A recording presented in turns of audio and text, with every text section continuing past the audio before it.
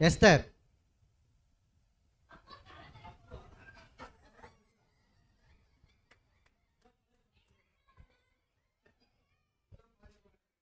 பழைய ஏற்பாடு புதிய ஏற்பாடு. உங்களுக்கு ரைட் சைடு இருக்கிறது பழைய ஏற்பாடு, உங்களுக்கு லெஃப்ட் சைடு இருக்கிறது புதிய ஏற்பாடு. ஓகே, அடுத்தது எஸ்ஐயா. ஓகே, நிம்ரோத். பழைய ஏற்பாட்டில் நிம்ரோத்.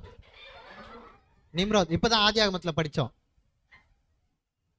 ஓகே, அடுத்தது கானான். சூப்பர். அப்பனா ஒரு நிமிஷம் வெயிட் பண்ணுங்க.